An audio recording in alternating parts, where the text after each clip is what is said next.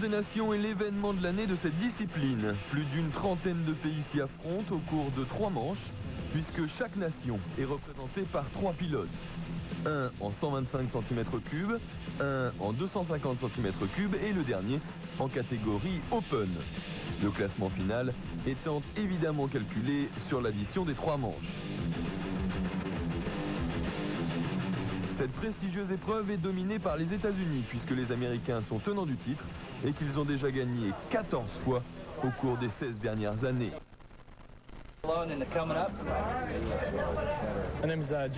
Je m'appelle Jeff Emig et je roule pour les États-Unis sur la Kawasaki numéro 3. Je suis champion américain en motocross et supercross 250. Mon nom est John Dowd, j'ai 32 ans. Sur la Yamaha numéro 2, je participe pour la première fois au motocross des nations. Alors je suis un peu nerveux, mais ça devrait aller.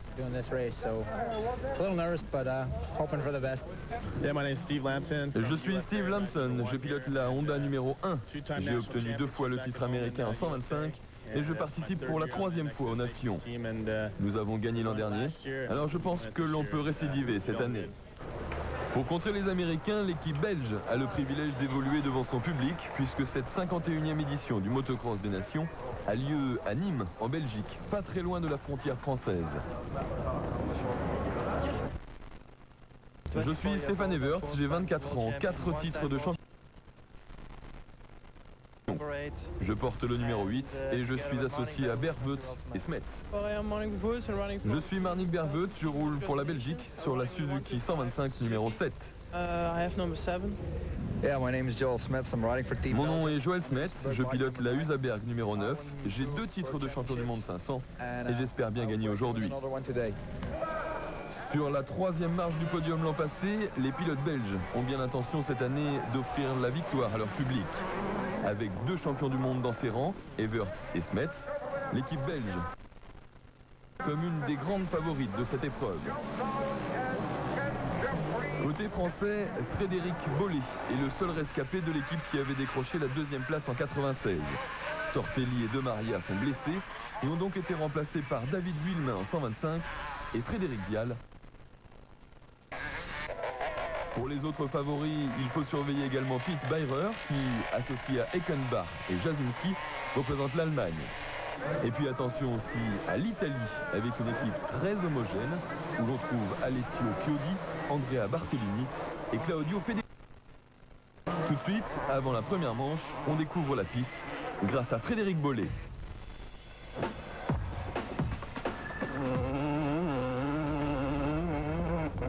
Alors nous voilà partis donc sur un tour du circuit de Nîmes, un circuit qui était très arrosé par rapport à la poussière, puisqu'il ne fallait pas qu'il y ait de poussière, donc les manches de l'après-midi, il faisait très beau ce jour-là. Donc nous voilà donc dans le premier virage très important, puisque c'est après le départ. Là on remonte avec 2 sauts très techniques et on rentre dans une partie qui est relativement lente, mais qui était tout en dévers, donc très technique, avec des petites pierres qu'on peut apercevoir sur le circuit. Donc voilà, là on redescend un petit saut encore bien technique et là on peut apercevoir des flaques d'eau. Donc là ce virage-là était très technique aussi, donc la remontée juste après le gauche qu'on vient de voir, très mouillé, un droite en haut, très glissant aussi, et là on arrive dans une toujours en dévers avec des petits cailloux partout. Je pense que c'était une partie où on pouvait doubler parce que c'était très large et justement très technique, et donc différentes lignes pour doubler. Donc là on remonte en petit double relativement dur à passer puisqu'il y avait une partie technique juste avant. Donc là j'enroule par rapport à la roue bien sûr. Et là on rentre encore dans une partie très rapide, avec de grands sauts, notamment beaucoup d'ornières comme on peut l'apercevoir. Voilà. Et là on entre dans une table qui était très longue. Bon, je saute pas là, mais il faut savoir que la table se sautait. Là on arrive par contre dans une partie, moi je pourrais dire avec beaucoup de pierres, mais des pierres incrustées dans la terre, c'est-à-dire très glissant, très technique, beaucoup de trous. Je pense que c'était la partie là.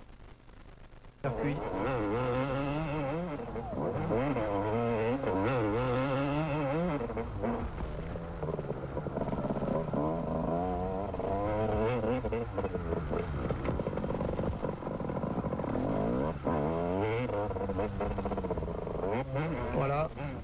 là on remonte, là on arrive presque à une cassure en descendant. Donc on peut apercevoir deux bosses, pareil ça se sautait, mais là évidemment avec la boue je ne sautais pas. Virage à gauche, appui sur les pneus et on revient sur la ligne de départ. Toujours beaucoup d'eau. Voilà, encore une table, le dernier saut du circuit et nous voilà sur la ligne de départ.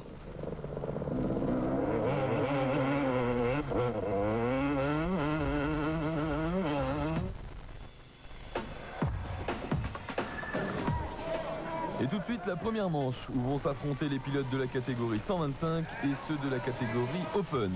Malheureusement pour eux, dans cette première confrontation, la piste a été un peu trop généreusement arrosée par les organisateurs pour éviter la poussière. Et du coup, c'est dans un véritable bourbier que s'élancent les 39 pilotes de cette manche, devant un public venu en masse autour du circuit.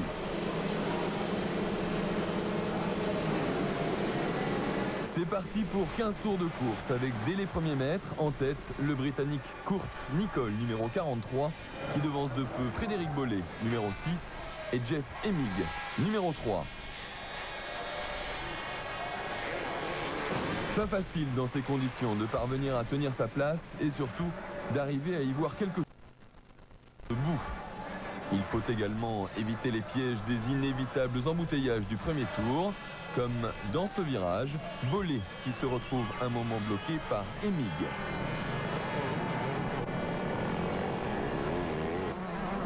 En quelques virages, Kurt Nicol profite d'une piste claire pour prendre un peu d'avance.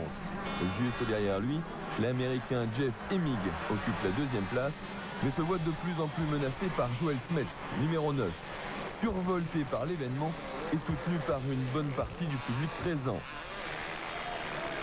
Alors, pour ne pas les décevoir, Smets attaque son rival. Le duel entre les deux hommes est magnifique. Le Belge réussit même un moment à passer, mais l'Américain résiste vaillamment et reprend sa position dans la foulée.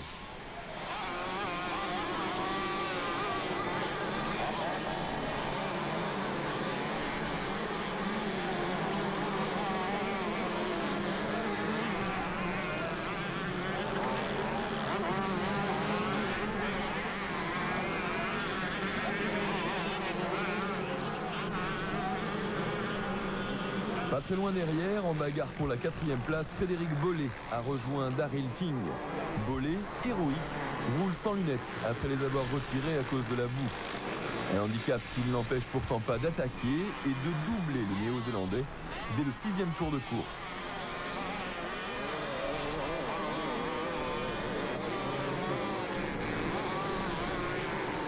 Déchaîné, le Français continue sur sa lancée et revient ensuite sur Joel Smets. Malgré les projections, à garder de bonnes trajectoires et au passage dans la ligne droite de départ, il profite d'une petite erreur de son adversaire direct pour prendre la 3e place.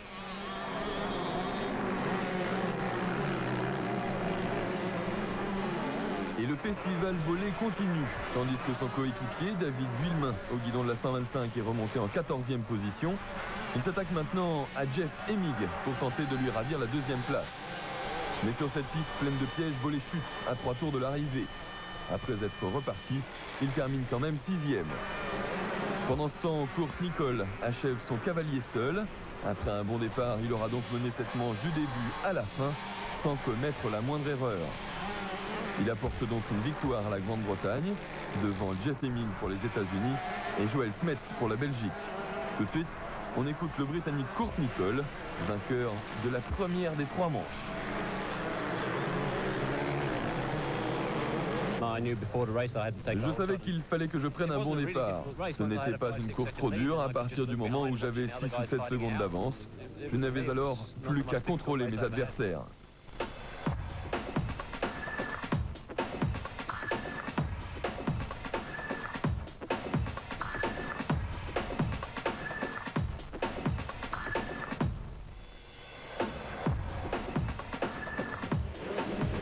Au départ de la 2e manche, on retrouve les pilotes 125 qui n'ont eu que 45 minutes pour se reposer. Opposés cette fois aux pilotes de la catégorie 250. La piste a un peu séché et ici c'est l'Allemand Pete Beirer, numéro 11, qui réalise le meilleur départ.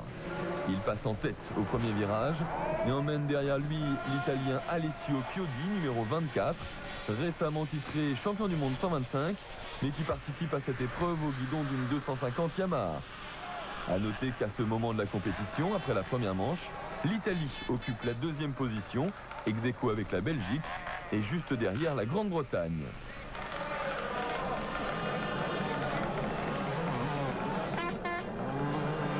À la fin du deuxième tour, Beirer est toujours en tête devant Chiodi, alors qu'après un bon départ, Frédéric Vial, numéro 5, pointe à la 3e place, mais se fait attaquer par John Dowd.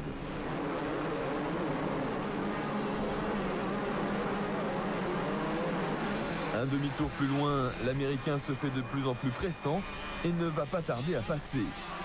Pendant ce temps, son compatriote Steve Lamson avec la 125 est 15e et l'autre Français David Villemain 17e.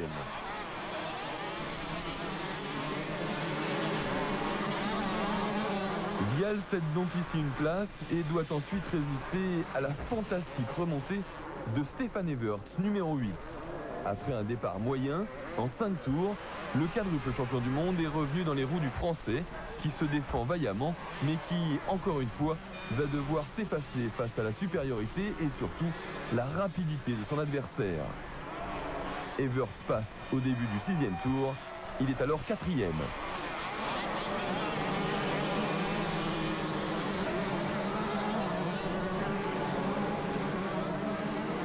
Porté par son public, Evert continue sur sa lancée et revient ainsi rapidement sur Alessio Chiodi. Pour lui, comme pour les autres, la sanction est la même. Evert passe à l'intérieur, il est 3e. L'Italien essaie bien de s'accrocher, mais le rythme imposé par Evert est impressionnant. Mètre par mètre, il se détache peu à peu pour revenir un tour plus tard, juste derrière John Dowd.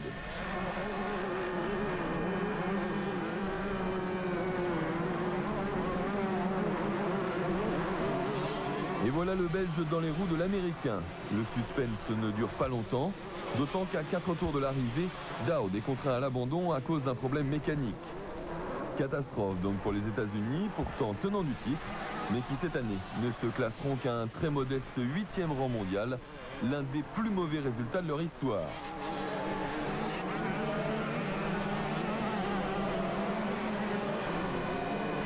En tête de la course du départ jusqu'à l'arrivée, Pete Beirer a réalisé une performance exceptionnelle au guidon de sa 250 Honda.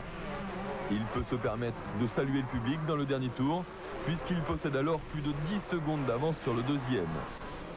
Mis en confiance après sa récente victoire au Grand Prix d'Allemagne une semaine plus tôt, il ne peut en fait que regretter de ne pas avoir de coéquipier à sa hauteur, puisque Eckenbach et Jasinski ne rentreront jamais dans les 10 premiers.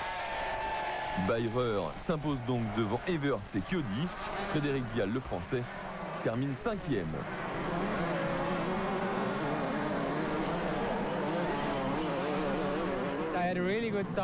J'ai pris un très bon départ, c'était un petit peu risqué au premier virage à l'intérieur, mais je suis passé. Ensuite j'ai roulé tranquillement en sachant que je pourrais tenir le rythme, puisque j'ai gagné de cette manière dimanche dernier à Geldorf. Je n'ai fait aucune erreur, c'était une super course.